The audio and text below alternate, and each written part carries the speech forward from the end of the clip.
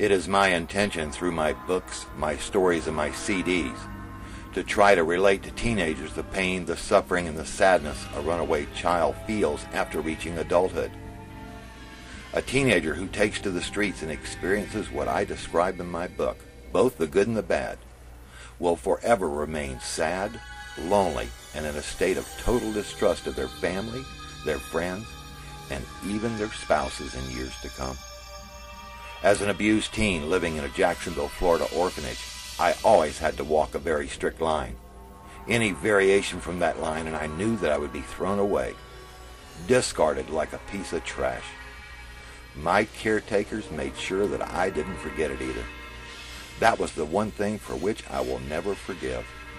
The reason for this lack of forgiveness on part of all the children at the orphanage is that they will forever feel undeserving of love, devotion, and equality. I made a choice when I was a young teen. I thought I was choosing the lesser of two evils. Life on the street certainly had to be better than the life of hell that I was living at that orphanage. Boy, was I wrong in that decision. The horrific experiences that I suffered at the hands of those I met on the street caused 5 failed marriages later in my life. Because of those experiences, I also remained almost totally friendless for years to come, mainly because of my distrust of all human beings. However, most runaway teens, if you live, they will succeed in life, but only because they will rule and structure their lives with their thought processes rather than with their emotional processes. Those will be destroyed for you out on the street. A wonderful human emotional process lost and destroyed forever by life on the streets. What a terrible way to have to live the remainder of your life. Between the ages of 6 and 15, I had witnessed 2 murders, possibly 3. I had seen at least 10 dead bodies lying in the street, all while living on the streets and running the back alleys of Jacksonville, Florida. There was no way I could possibly count or remember all the muggings, rapes, and the numerous brutal beatings that I witnessed as a young runaway. Homeless people themselves committed several of these murders. A few of them were beaten to death because they had canned food and didn't want to share with anybody. 4 were shot trying to steal food or clothing from local merchants. One man even had his throat cut because he would not surrender his new shoes. One teenage girl was killed because she had made a deal to trade sex for food and then did not follow through on her part of the bargain.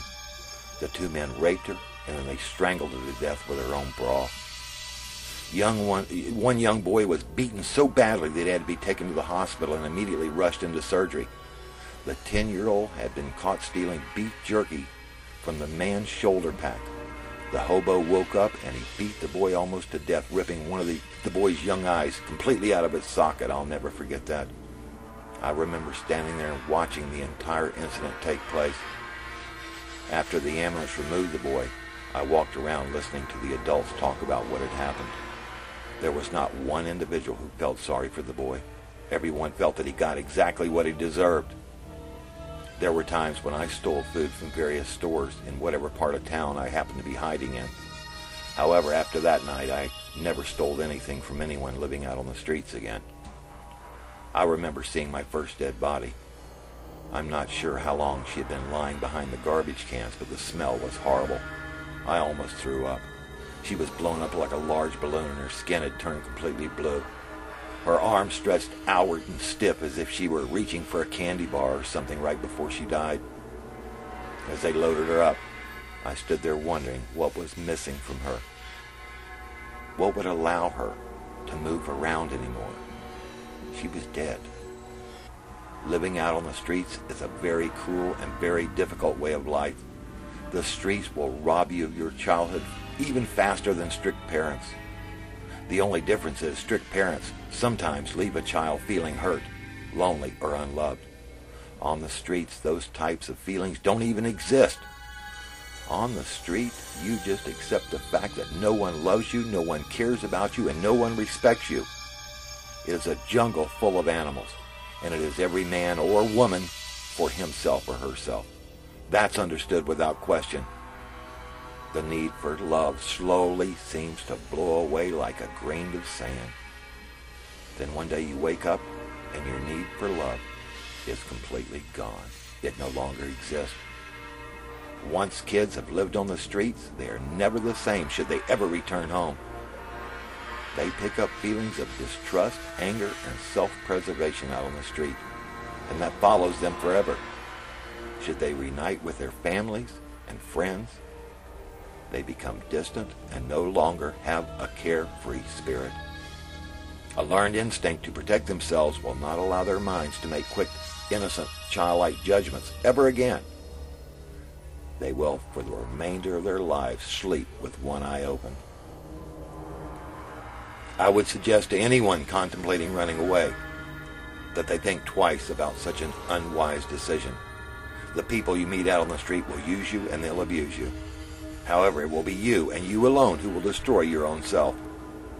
Trying to shed or forget feelings learned out on the street is like trying to forget that 2 plus 2 equals 4. Once it is learned, it remains with you forever. The difference being that 2 plus 2 equals 4 is only a thought inside your mind. They are only numbers stored in your mind to be recalled when needed.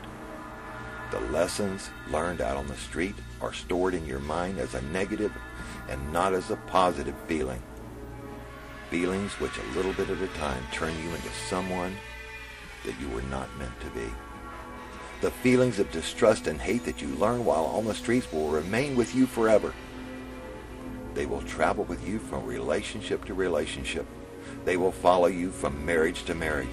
You will not be able to shed them, and you will eventually pass those same feelings on to your children and to your grandchildren. It is truly a situation of until death do us part.